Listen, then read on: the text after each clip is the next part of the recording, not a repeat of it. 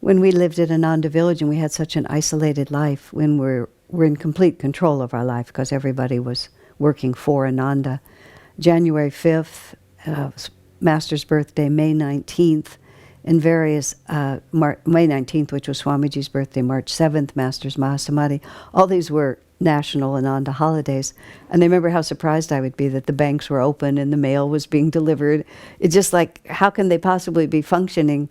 And then, of course, I would remember that we were this tiny, isolated universe, and I would look forward to the day when the whole world, just like Christmas, the whole world would stop and celebrate Master's birthday.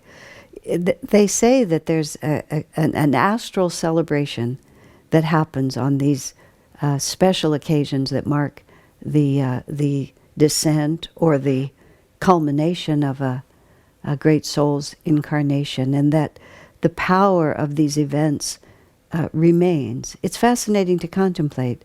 And over time, I've begun to realize that it really isn't just a question of our human lives coming together and making energy, although that, of course, helps. But there really is an objective truth to it, that there's a powerful force from the astral and the causal world.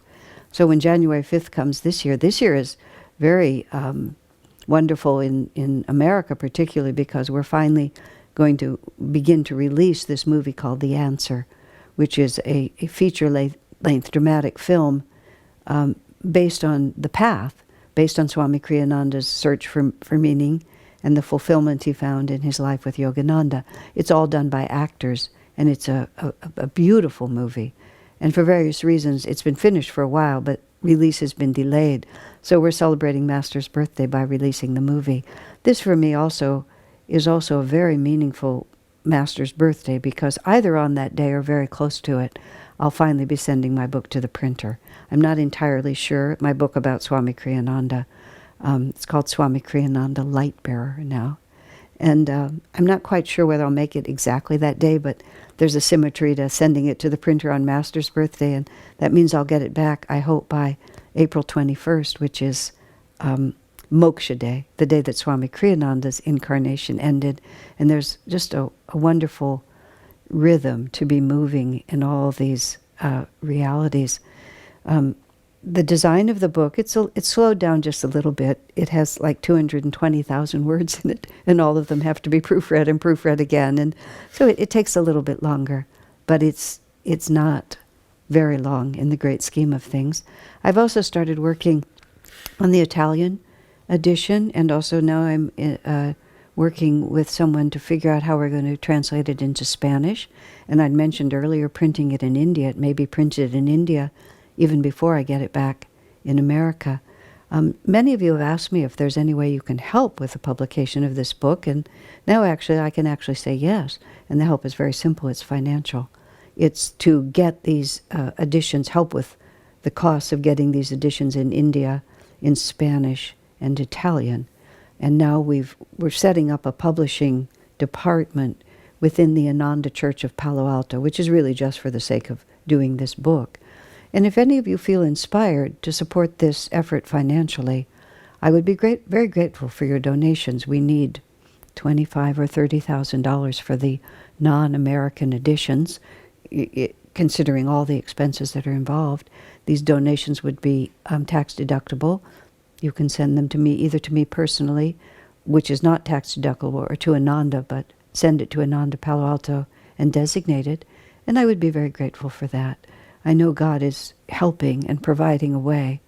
It's interesting, when my father died, I didn't come from a wealthy family, but at the end of my father's life, he worked hard and he earned more money than he did when I was younger, so I got a modest inheritance from him, which I have used primarily for the work of Ananda and also for travel so I could be with Swami Kriyananda in the last years of his life. And I'm using not quite the end of that money, but closer to the end of that money to publish this book in America.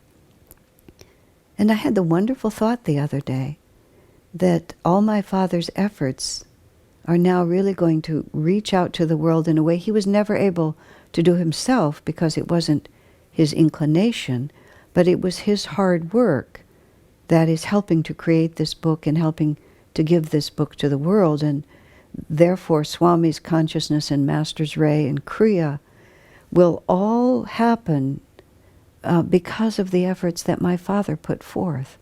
And it's very difficult sometimes to really give back to the people who are helpful to you in your life, because, especially a child to its parent, I helped my father at the end of his life, but it wasn't that kind of care, it wasn't the same sacrificial care for him that he offered to me. But when we become serious about the spiritual path, everyone who is associated with us, including our biological family, whether or not they are supportive or involved in our own spiritual life, Swamiji said there's an automatic blessing to them. So I've always been conscious of that, and in subtle, unquantifiable ways, I perceived that my spiritual dedication benefited my parents. I couldn't give you evidence for that, but I know it's true. But then I wonderfully realized that this specific way, my father is really helping Master's work, and the good karma of that will go to him.